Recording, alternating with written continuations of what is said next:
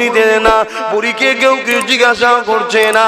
আল্লাহ নবী রাস্তা ধারে বুড়ির পাশে বসে গেলে নবী আমার বসে গিয়ে মা বলে বুড়িকে ডেকেছিল। বুড়িকে যখন মা বলে ডাকে আরবিতে উম্মুন বলে। এই বুড়ি তখন চোখ তুলে আমার রাসূলুল্লাহ দিকে দেখতে লাগলো, কেননা যে সময় ময়া ভরা ডাক দিয়েছে ওই সময়তে মাকে ছেলেরা হত্যা করে দিত। আল্লাহ নবীর এই ময়া ভরা ডাক শুনে বুড়ি অবাক হয়ে গেল। আল্লাহ নবীকে বলতে লাগলেন, বাবা ছেলে রেখে তুই বাবা আর কি সুন্দর তোকে দেখতে রে বাবা। আমার রাসূলুল্লাহকে এত সুন্দর দেখতে ছিল। আম্মা আয়েশা সিদ্দিকা রাদিয়াল্লাহু তাআলা আনহা বলে, একদিন দয়ার নবী আমার কোলে মাথা দিয়ে শুয়ে আছে, এমন করে পূর্ণিমা চাঁদ উঠেছে। আমি আয়েশা আল্লাহ নবীর মুখের দিকে একবার তাকায়, আর আকাশের চাঁদের দিকে একবার তাকায়। আমার নবী বলেছিল, আয়েশা রে কি দেখো তুমি? বারবার একবার আমার দিকে তাকাও, আসমানের দিকে তাকাও। আম্মা জান আয়েশা সিদ্দিকা বলেছিলেন, ইয়া রাসূলুল্লাহ ইয়া হাবিবাল্লাহ, হুজুর আকাশের চাঁদ দেখি আর আপনাকে দেখি। আয়েশা কি দেখতে পেলে? আম্মা জান আয়েশা বলেছিলেন, হুজুর আসমানের চাঁদেতে দাগ আছে, আমার কোলের চাঁদে কোনো খুঁত দাগ না।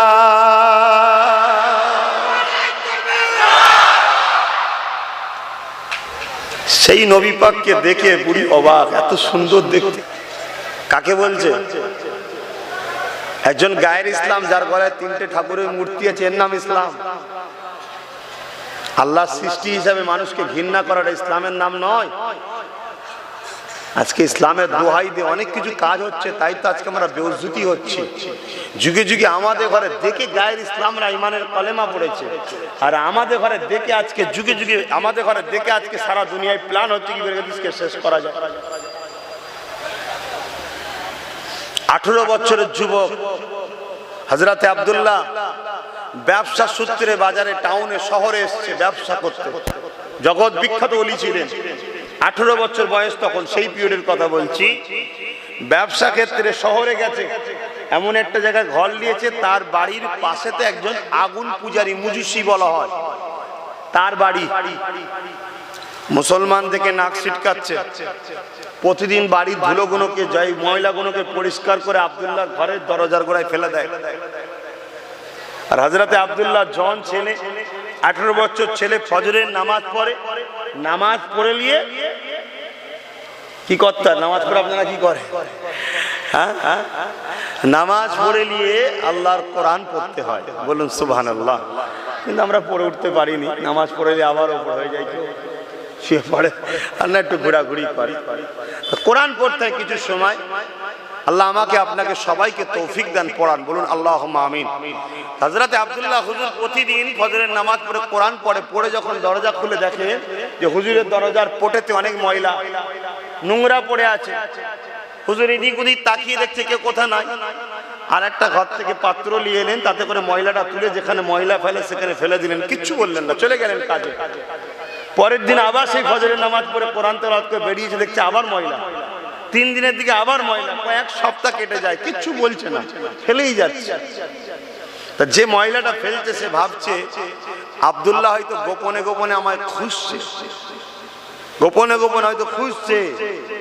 তাই একদিন কি করেছো, ডাইরেক্ট ময়লাটাকে নিয়ে বাড়ির দরজা করে দাঁড়িয়ে আছে। হুজুর কোরআন পড়ে যেই বেরিয়েছে হুজুরের সামনে ফেলে দিয়ে ছুটেছে। কেন ছুটলো ভাই? বলুন, ভয়। ভয় কাদের হয়? বলুন, যারা অন্যায় করে। আব্দুল্লাহ চলে গেলেন। প্রতিদিন যা করে ঘরের গিয়ে আবার ময়লার জায়গাটা নিয়ে আসলো, ফেলে দিল। আর এ ছুটে গিয়ে ঘরে দরজা লাগিয়ে নুকিয়ে দেখছে কি করছে। প্রতিদিন যা করে তাই করে চলে যাচ্ছে। তো অগ্নি উপাসক বেরিয়ে এসে হযরতে আব্দুল্লাহর হাত ধরেছে, বলছে ভাই তুই আমায় কিছু বললি না? হযরত আব্দুল্লাহ এতটুকু বললেন, আমি মুসলমান। আমার নেতা হযরত মুহাম্মদ সাল্লাল্লাহু আলাইহি ওয়াসাল্লাম বলেছেন যে পাড়া প্রতিবেশীকে কষ্ট দেবে সে আমার কেউ নয়। তো তোমাকে যদি আমি কিছু বলি, তুমি যদি কষ্ট পাও, আমার ভয় হয় আমার নবী যদি আমার থেকে মুখ ঘুরিয়ে নেয়। তখন অবাক হয়ে গেল, ইসলাম এটা বলে? হ্যাঁ এটা বলে। ও আরো জানতে চাইল আমার রাসূল সম্বন্ধে। একদিন নবী দিওয়ানা হয়ে রাসূলের গোলাম হয়ে গেল। জোরে বলুন সুবহানাল্লাহ। আর আজকে আমাদের কি অবস্থা? নিজের মায়ের পেটের ভাইকে পর্যন্ত মুসলমান ছাড়ছিনি আমরা, নিজের কলেমা পড়া ভাইকে মুসলমান পর্যন্ত ছাড়ছিনি সামান্য সামান্য হারাম টাকার জন্য। হালাল হলো আলাদা কথা ছিল, হারাম টাকা লুটে খাবো এর জন্য আজকে আমরা মারপিট করছি। মুসলমান ঘরের ছেলে মেয়েরা, তরুণেরা, এ নবী পাকের প্রেমিকেরা পরিবর্তন হয়ে যাও, কেননা কিয়ামতটা বড় ভয়ানক হবে। মৃত্যু তো সবার একদিন না একদিন হবে। আল্লাহ কোরআন যখন বলেছে এটা তো চেঞ্জ কেউ করতে পারবে না, কুল্লু নাফসিন যায়িকাতুল মউত, মৃত্যুর স্বাদ অবশ্যই জানতে হবে। আল্লাহ নবী জানিয়ে দিলেন কেউ যে দুনিয়া জমিনে হারাম খায়, গরিবের লুটে খায়, পরের মালকে জোর করে দখল করে খায়, কারো জমিন যদি দখল করে নেয়, পুকুর এমন করে দখল করে নেয়, মা যদি চুরি করে খায়, এক কথায় হারাম যদি কেউ খায়, আল্লাহ নবী জানিয়ে দিলেন জাহান্নামের কাছে দিয়ে তার জিভকে কাটা হবে। এ মুসলমান ঘরের ছেলে মেয়েরা, আল্লাহর পক্ষ দিয়ে কখনো কখনো ঝড় তুফান হবে, আল্লাহর পক্ষ থেকে কখনো বন্যা হবে। এতে করে নেতাদেরকে আল্লাহ পরীক্ষা করে নেয়, নেতারা কি করে দেখার জন্য।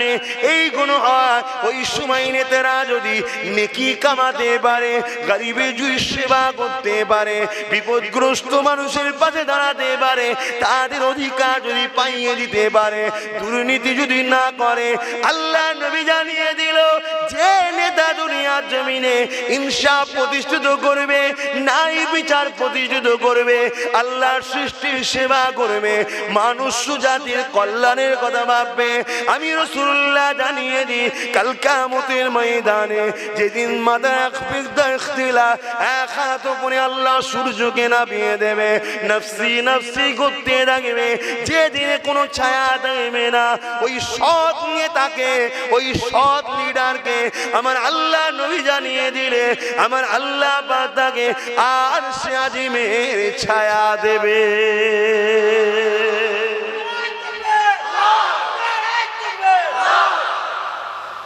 তাহলে নেতা হওয়া তো ভালো কাজ, কিন্তু সৎ হতে হবে, গরিব প্রেমিক হতে হবে, দেশ প্রেমিক হতে হবে, নাগরিক প্রেমিক হতে হবে। আজকে তুফান হলে, ঝড় এলে নেতাদের বড় খুশি হয়, কিছু তেরপোলের টাকা ঝাড়বো, এবারে ঝড় এলে নিয়ে খুশি, কিছু এবার টাকা ঘর ভাঙবে ঝাড়বো। এই যে হারাম খাবার জন্য আজকে সমাজে কি হচ্ছে, এবার যদি বলেন আমি খাচ্ছি তো তোর কি হয়েছে, কথা ঠিকই বাপ, দুটো কারণে সমস্যা হচ্ছে। এক, হযরতে নবী লূত আলাইহিস সালামকে মন দিয়ে শুনবেন আব্বারা, আব্বাস সিদ্দিকীর মাথা খারাপ হয়ে যায়নি, জানকে বাজি লেগিয়ে চিল্লাবার আমার কোনো প্রয়োজন নেই, আমার খাবারও অভাব নেই, জলসারও অভাব নেই, ইজ্জতের অভাব নেই, টাকারও অভাব নেই, তাহলে কেন চিল্লাচ্ছি শোনো। হযরতে নবী লূত আলাইহিস সালামকে আল্লাহ বলেছিলেন ইমাম সাহেব, হাফেজ সাহেব, মৌলী সাহেব, পীর সাহেব, দরবেশ সাহেব, হাজী সাহেব, সব সাহেব শোনেন সাহেব, হযরতে নবী লূত আলাইহিস সালামকে আল্লাহ বলেছিলেন তোমার কওমের মধ্যে থেকে ৮০,০০০ লোককে মারবো, তার মধ্যে ৪০,০০০ ভালো, ৪০,০০০ খারাপ। আল্লাহ পাক বললেন, নবী লূত আলাইহিস সালাম বললেন আল্লাহ আল্লাহ আপনি কেন ভালো লোকগুলোকে মারবেন, খারাপ লোকগুলো অন্যায় করেছে। আমার আল্লাহ বলেছিলেন নবী লূত ভালো লোকগুলো খারাপ লোককে বাধা দেয়নি কেন, শুনছেন ভাই? আপনি নামাজ পড়েছেন, আপনার ছেলে নামাজ পড়েনি, আপনি হালাল ইনকাম করছেন, কিন্তু আপনার ছেলে নেতা সেজে আমফানের দুর্নীতি করছে, ফাঁক আপনিও যাবেন না মাঠ থেকে। তাহলে আমি সমাজে পীরের ঘরে বেটা, মুসলমানরা আমাদের দাবি করে মানি, তাহলে আজকে দুর্নীতি হবে। মানুষ হিসাবে ইনসানিয়াতের যদি প্রতিরোধ না করি, ও একা মার খাবে তা নয়, আমিও মার খাবো, হারাম খাবি তুই আর পিটানি খাবো আমি, ফিরি ফিরি কেউ মার খেতে চায়, কথা বুঝছেন না, বোঝেন না? তাহলে বলবো না বাধ্য, কেন আপনারা এলাকার মানুষ ভাই, ঘরে আগুন লাগলে পানি তো আপনারাই দিতে যাবেন, বলে আবার কোন দিন রাত্রে পুলিশে ঘিরালে এবার আপনারা যাবেন তো খবরটা পেলে। দুর্নীতি যেই করবে প্রতিরোধ করাটা হলো মানবতার কাজ। কি গো আব্বা ভাইয়েরা বলবো না বাধ্য? হ্যাঁ, এলাকার লোক কি বলছিলেন সরাসরি দেন, অসুবিধা হচ্ছে না তো? আমি কোরআন হাদিসের বাইরে বলছি না তো। অনেকে বলে হুজুরের ছেলে রাজনীতির কথা বলবে কেন, আবার জলসায় এসে। ভাই এজন্য বলি কোরআন হাদিসে রাজনীতির কথা আছে তাই বলি। বলুন সুবহানাল্লাহ। ইসলাম কমপ্লিট না আনকমপ্লিট? তো রাজনীতিটা ইসলামে আছে না না? রাজনীতি মানে কি? দেশ ও দেশবাসীর পরিচালনার ব্যবস্থা, ঠিক তো? দেশ ও দেশবাসীকে পরিচালনার কথা ইসলামে আছে না না? যদি না থাকে তাহলে ইসলাম আনকমপ্লিট, থাকলেই হলো কমপ্লিট। যদি কোনো মুসলমান মনে করে ইসলামে রাজনীতির কথা নাই, সেই ইসলামকে অস্বীকার করলো না করলো না? ইসলামকে অস্বীকার করলে তার ঈমান থাকে না যায়? কথা মাথায় ঢুকছে? মাথা গরম করলে হবে না। কালকে বেঁচে থাকবেন কোনো গ্যারান্টি আছে? তা কি হবে কবরে গিয়ে? আল্লাহ রসুল বলছে 99টা সাপ দেবে কবরে। কটা? 99টা। সাবধান হও, এতিমকে কাঁদাওনি। অথচ আল্লাহ রসুল বলছে কেউ যদি এতিমের মাথায় হাত বুলায়, সে না আমি রসুল আমার মাথায় হাত বুলালো। জোরে বলুন সুবহান। কে কি করছে দেখার দরকার নেই। তুমি মুসলিম দাবি করে দুর্নীতি করবে, আমার কওমের বদনাম হবে। ঘোষ পাড়ায়, গয়লা পাড়ায়, হিন্দু পাড়ায় নেতারা দুর্নীতি করছে কি করছে না, সে বিষয়ে আমি বলতে আসছি না। কথা বুঝছেন না বোঝেন না? দেশবাসী হিসেবে যখন জনসভা করব তখন সবারটা বলবো। কিন্তু আজকে তুমি মুসলিম দাবি করলে, তোমার জন্য আজকে আমার কম গাল খাচ্ছে যে মুসলমানরা এসব হারাম খাওয়া ধরেছে। এ মুসলমানরা হয়ে গেল তো নাকি? অতএব আল্লাহ রসুল বলছেন পাহাড় সরে গেছে, বিশ্বাস করে নাও। মানুষ পরিবর্তন হয়েছে, বিশ্বাস করুনি। আর মিথ্যুককে কখনো ভরসা করুনি। অতএব প্রতিজ্ঞাবদ্ধ হতে হবে। আমরা একমাত্র বাঁচার জন্য সাহায্য আল্লাহর কাছে চাইছি, চাইবো, আগামীতেও চাইবো, ঠিক না বেঠি? আর আমরা কখনো আল্লাহ ছাড়া কাউকে ভয় করিনি, আজও করছি না। কিয়ামত পর্যন্ত আমার বাচ্চাদের খরচ শিখাবো আল্লাহ ছাড়া কাউকে কখনো ভয় করবি না। জোরে বলুন সুবহানাল্লাহ। ভাইরা আমার, আল্লাহ রসুল দিন দুনিয়ার বাদশাহ হাবিবুল্লাহ তিনি জানালেন 99টা সাপ দেবে কবরে। এক একটা সাপের দুটো করে মুখ হবে। দুনিয়ার গাড়ি বাড়ি টাকা পয়সা দরকার আছে, শখ সাথ থাকতে পারে, তার জন্য হালাল ইনকাম করো না, আল্লাহর কাছে বলো না। একটু কষ্ট করলেই তো হয়ে যাবে, এমন কিছু নয়। তাহাজ্জুদ করে আল্লাহর কাছে হাত তুলবে, দেখবে রাতারাতি আমার আল্লাহ তোমার ব্যবসার দরজা খুলে দেবে। জোরে বলুন সুবহানাল্লাহ। ওটা না করে তুমি যদি লুটবো বলো, ওটা তো অন্যায় কাজ হবে। আরে মুসলমান, আরে ছেলে মেয়েরা, তরুণেরা, এ নওজওয়ানেরা, আল্লাহ সৃষ্টিকে ভালোবাসেন, আল্লাহ সৃষ্টিকে পছন্দ করে, আল্লাহ সৃষ্টিকে রাজি করে, আল্লাহ সৃষ্টিকে পেয়ার করে। আমার আল্লাহ পাক কাল কিয়ামতের ময়দানে একদল লোককে জিজ্ঞাসা করবে, বান্দারে কোথায় যাবি বল? বান্দা বলতে লাগবে, আল্লাহ পাক দুনিয়া জমিনে নামাজ পড়েছিলাম, রোজা রেখেছিলাম, হজ করেছিলাম, আল্লাহ পাক আজকে জান্নাত যেতে চায়। আমার আল্লাহ পাক বলতে লাগবে, আবু দাউদ শরীফের হাদিস বলে যায়, এ আমার বান্দারে দুনিয়া জমিনে আমি যখন বিমারি ছিলাম আমাকে কেন দেখতে গেলি না? বান্দা চমকে যাবে, আল্লাহ আপনার আমার বিমার? সত্যি তো আমার আল্লাহ বিমার থেকে পাক। আপনার কখন বিমার হলো? আপনার তো বিমার হয় না, আর আমি বা আপনাকে দেখতে যাব কি করি? আমার আল্লাহ বলবে, কেন? তোর গ্রামে অমুক লোকটা বিমারি ছিল, ওটা তো আমারই সৃষ্টি, ওকে দেখা, ওকে ভালোবাসা আমার জন্যই করতিস, ওটা আমাকেই দেখা হতো, আমারই সেবা, মানে আমারই ভালোবাসা করা হতো। কেন? আমার সৃষ্টিকে ভালোবাসা ওটা আমার জন্যই করা হতো। জোরে বলুন সুবহানাল্লাহ। আবার একজনকে বলবে, আল্লাহ জিজ্ঞেস করবে, বান্দা কোথায় যাবি বল? বান্দা বলবে, আল্লাহ তোমার জান্নাত যাব। কেন? নামাজ পড়েছি, রোজা রেখেছি, হজ করেছি।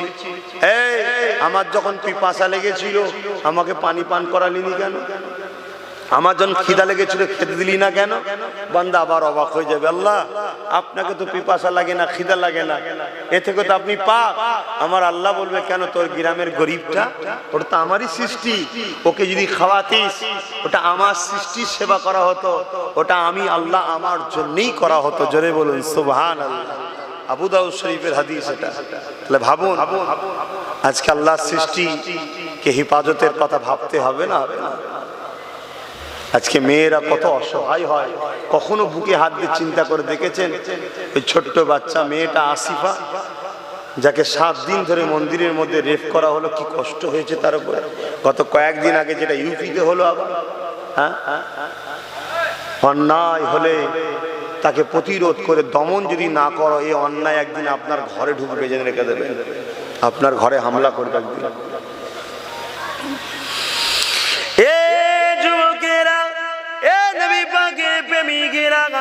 আল্লাহ নবী দুনিয়া হাবিবুল্লাহ জানিয়ে দিলে কাল কিয়ামতের ময়দানে আমার আল্লাহ একটা বান্দাকে উঠাবে।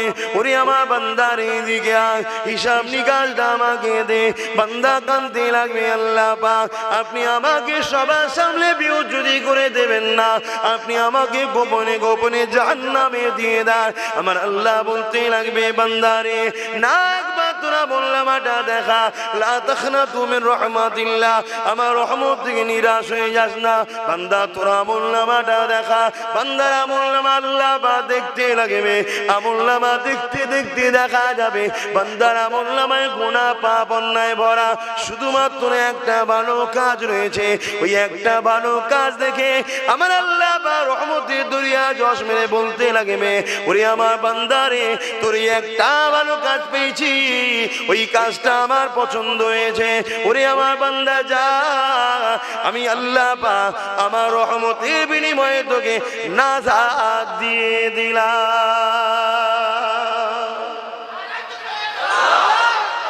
ওই একটা ভালো কাজ কি আমরা কম বেশি সবাই জানি। এক গরমের সময় এক পশু রোদে বাঁধা ছিল, তাকে ছাওয়াই দিয়ে পানি পান করিয়েছিল। আল্লাহ বলছে, বান্দা আমার সৃষ্টির উপরে অত্যাচার হচ্ছিল, কষ্টই পড়েছিল, বিপদে পড়েছিল, তুই মুক্তি দিয়েছিস। তুই যদি দয়া করতে পারিস, আমি তো দয়ার মালিক, আমি কেন তোর উপর দয়া করব না? যা তোকে জান্নাত দিয়ে দিলাম। জোরে বলুন সুবহানাল্লাহ। তাহলে আজকে শ্রেষ্ঠ মখলুক আল্লাহ, সেই আল্লাহর মখলুকদের মধ্যে থেকে শ্রেষ্ঠ ধর্ম ইসলাম, সেই ইসলামের মান্যওয়ালা মুসলিম সমাজের যুবকদের ঘরে জোর করে মিথ্যা মিথ্যা মামলা দিয়ে, কাকে জঙ্গি সাজিয়ে, কাকে সন্ত্রাস সাজিয়ে, তার নামে মিথ্যা গ্যাজার মামলা দিয়ে 7 বছর 8 বছর ধরে জেলে তাদেরকে অত্যাচার করে করে মারছে। এটা কি অন্যায় না? অন্যায় নয়। এই অসহায় মানুষগুলোর পাশে দাঁড়িয়ে এদেরকে, অসহায় মানুষগুলোকে মুক্তি দিবার চিন্তা যদি করি, ইনশাআল্লাহ কাল কিয়ামতের ময়দানে আমার আল্লাহর রহমতের সাহায্য পাওয়া যাবে। জোরে বলুন সুবহানাল্লাহ। রাসূল একদিন সাহাবাদেরকে নিয়ে যাচ্ছেন, ওই আদ জাতি যেখানে ধ্বংস হয়েছিল, আদ সামুদ জাতি শুনেছেন তো, ওই জায়গাটা যখন নবী পার হচ্ছেন, সাহাবাদেরকে বলছেন দ্রুত চলো। সাহাবারা বললেন কেন? আল্লাহ রাসূল বলে, এটা হচ্ছে গজব হয়েছিল আল্লাহর, অতএব এই জায়গায় ভয় হয়, আল্লাহর লানতের জায়গা, অতএব আল্লাহর গজব যাদের উপরে হয় তাদেরকে সাহায্য করতে নাই, তাদের পাশে দাঁড়াতে নাই, ওই গজবের শিকার তোমার উপর হতে পারে। কথা বুঝছেন না? বোঝেন না? দেখা যাচ্ছে বহুত মাকে কে দিয়েছে, বহুত এতিমকে কে দিয়েছে, বহুত গরিবকে কে দিয়েছে, নির্দোষ লোকের নামে মিথ্যা সাক্ষী দিয়েছে, নির্দোষ ছেলেকে জেল খাটিয়েছে। বিপদে পড়েছে, খোদার মার হয়েছে, আমার কাছে যেই বলছে হুজুর তাবিজ দেন, বিমারে আছি, আর আমি ওকে বাঁচাবার জন্য দোয়া করছি, আল্লাহ নারাজ হবে না? এই কথা বুঝছেন না? আল্লাহ রসুলকে আল্লাহ খোদ নিজে নিষেধ করেছে। জানো, অনেকে ফতোয়া দেয়, এত বদদোয়া করতে ফতোয়া দেয়, আল্লাহ রসুলকে খোদ রসুল নিজে নিষেধ করেছে, খবরদার মুনাফিক আর জালিমদের জন্য দোয়া আপনি চাইবেন না। শুনছেন ভাই কোরআন? মুনাফিক আর জালিমদের জন্য আপনি দোয়া চাইবেন না। মুনাফিক কাকে বলে? চায়না মোবাইল দেখেছে, এটা কি স্যামসাং ইন্ডিয়া? তো ভেতরের পার্টস গুলো ঠিক মুনাফিক এই টাইপের, বাইরেটা মুসলমান, ভেতরের পার্টস গুলো সব জালিমদের। কথা বুঝে আসছে না? তো ওই জন্য মুনাফিক কে কখনো এ করতে নাই। আল্লাহ রসুল বলছেন যদি কেউ আমার খানদানের সমালোচনা করে সেও মুনাফিক হবে। অহংকার করছি নি, আল্লাহ আমাকে এই বংশে পাঠিয়েছে ভাই। কথা বুঝে আসছে? আমার কোন কথাটা তোমাদের অসুবিধে হচ্ছে, আসো আলোচনা করি, ঠিক না বেটি? আল্লাহ নবী ১৫০০ বছর আগে জানিয়ে দিলেন, আমার উম্মত উম্মতিরা, আমি রাসূলুল্লাহ আমার বড় ভয় হয়। সাহাবা হুজুরা জিজ্ঞাসা করলেন, ইয়া রাসূলুল্লাহ, হাবিবাল্লাহ, হুজুর আপনার কি বড় ভয় হয়? আল্লাহ নবী জানিয়ে দিলেন, আমার সাহাবারা, আমার উম্মত উম্মতিদিগকে প্রকাশ্য দুশমনেরা ক্ষতি করতে পারবে না। আমার উম্মত উম্মতিদের ক্ষতি যদি কেউ করতে পারে তারা হবে মুনাফিক। কারা হবে? আমাদের কাছে সব থেকে ভয়ঙ্কর কে? প্রকাশ্য দুশমন না মুনাফিক? আরে ও তো প্রকাশ্য দুশমন, চিনি আমি। ও আসলে আমি হাতে চুরি পরে বসে থাকবো নাকি? আমি তো রেডি থাকবো, ঠিক না বেটি? কিন্তু ইনি আমায় বলেন, হুজুর খুব ভালোবাসি, একবার আমার বাড়ি চলেন, খুব ভালোবাসি, আপনার জন্য জান দিয়ে ফেলবো। ঘরে গেছি, এক গ্লাস শরবত দিতে, শরবতে বিষ দিয়ে দিয়েছি। শুনছেন না? শুনুন না, তোমাকে কুড়বা বেলুয়া জ্ঞানী এটা সেটা খাওয়াবো ভাই, ছোবো কেন? আমি জানিও প্রকাশ্য দুশমন। এই কথা বুঝছেন না? বোঝেন না? অতএব দেখবে লা ইলাহা ইল্লাল্লাহ মুহাম্মাদুর রাসূলুল্লাহ বলেছে বলে পাগলা হয়ে যাবেন না, নাটক করছে। কেউ যদি মাথায় টুপি দিয়ে ইফতারে বসে, ও তোমার সঙ্গে ধোঁকা দিল। কেন? এই টুপিটাকে ও যদি বিশ্বাস না করে তো মাথায় দিল কেন? তাহলে টুপিটা নিয়ে নাটক করা হলো, ঠিক না বেটি? লা ইলাহা ইল্লাল্লাহ মুহাম্মাদুর রাসূলুল্লাহ মানে যদি মানিস নি তাহলে বললি কেন? তার মানে কি ওইটা বলে তোমাকে আঘাত করছে, তোমার নরম জায়গা যেটা ভালোবাসার জায়গা, ওই জায়গাতে আঘাত করে তোমাকে ব্ল্যাকমেল করছে। কথা বুঝছেন না? বোঝেন না? অতএব এই ধোঁকাবাজদের থেকে সাবধান, এরা কিন্তু শেষ করে দেবে। কি গো, কথা খারাপ লাগছে? কেন? দেশে ওয়াজ করতে খুব ভয় লাগে ভাই। দেশের লোক তো 24 ঘন্টা দেখে হুজুর খালা মাথায় ঘুরছে, আর ফট করে বিরাট জ্ঞানী দিচ্ছ না, বিরাট বুঝতে শিখে গেছে। তবে হ্যাঁ, মনে রাখবেন, হাতের 5টা আঙুল সমান নয়, পুরপুরার 5টা পিছাবো সমান নয়। এখানে আমি আমার আম্মা আমার আব্বাকে পর্যন্ত ভালোবাসি একটা শর্তের উপরে, শর্ত ছাড়া ভালোবাসি না। সেই শর্ত হলো আল্লাহকে খুশি করার জন্য ভালোবাসি। আমি কি ছেলে বুঝতে পারছেন তো? আমি আমার বাপ মা যারা আমার ছোটবেলা থেকে 10 মাস 10 দিন ধরেছিল, যে বাপ রক্তকে পানি করে আমায় খাইয়ে বড় করেছে, ওই বাপ মাকেও ভালোবাসি স্বার্থে। কি স্বার্থ? আমার সৃষ্টিকর্তাকে খুশি করার জন্য ভালোবাসি, নাই ভালোবাসি। শুনছেন ভাই? তাহলে আব্বাস সিদ্দিকী যখন রাজনীতির কথা বলছে, এটাও মনে রাখবেন শুধুমাত্র আল্লাহ আল্লাহ রসুলকে খুশি করার জন্য বলছে, অন্য কোনো স্বার্থ না। আল্লাহ নবী দিন দুনিয়া হাবিবুল্লাহ জনাবে মুহাম্মদ রাসূলুল্লাহর কথাটা বলছিলাম, সেই যে রাস্তা থেকে মহিলাকে তুলে নিয়ে যাওয়া, মনে আছে? নবী যদি একটা হিন্দু মহিলা যার গলে মূর্তি রয়েছে, গায়ের ইসলাম, তাকে যদি রসুল ঘরে নিয়ে যেতে পারে, মা বলে ডাকতে পারে, তাহলে আমি কি শুধু মুসলমানদের বাঁচাবার চেষ্টা করব না, আল্লাহর সৃষ্টি মানুষ হিসাবে সবাইকে? একটু কথা বলেন। হ্যাঁ, সবাইকে।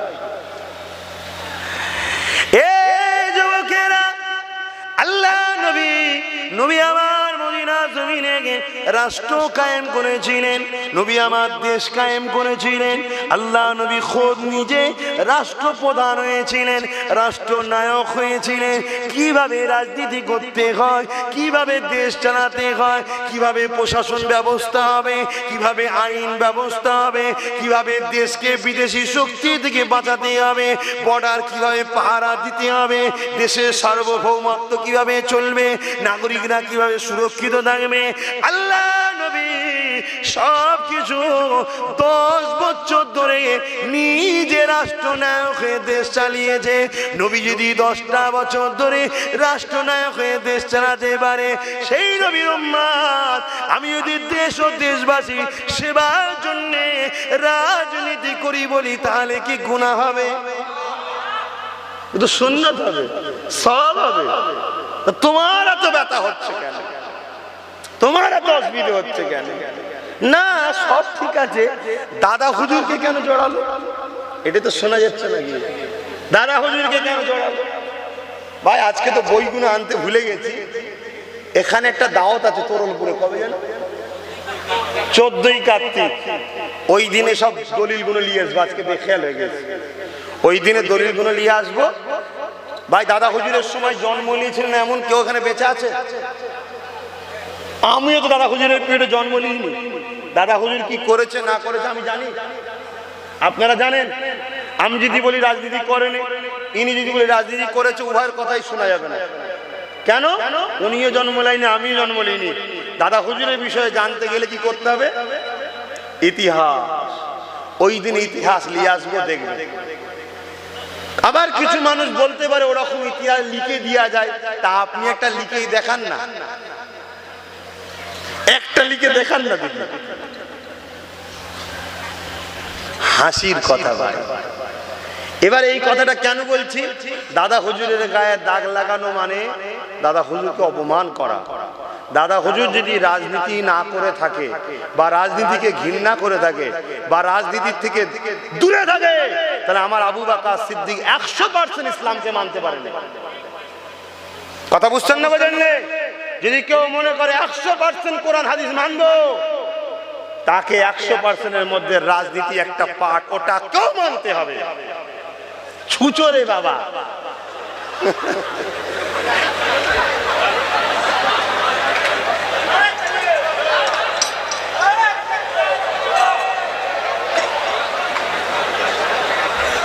শুনছেন তো নাকি? যতদিন না তোমরা এই ভয় কাটাতে পারবে, ততদিন তোমরা মাথা তুলে দাঁড়াতে পারবে না। একটা ছোট থেকে দিয়ে তোদের এই হাল হয়, তো তোদের ঘরে যখন দুটো মিলিটারি এসে বলবে চলো ক্যাম্পে যেতে হবে, তখন তোদের কি দশা হবে?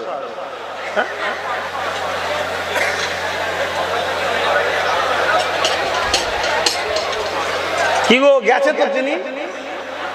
এখন ছুঁচো শুয়াতে কে এসছে কে জানে। শয়তান ঢুকে পড়ে না তো, যে আব্বাস সিদ্দিকী তো বেশ ভাঁড় খুলে দিচ্ছে। কি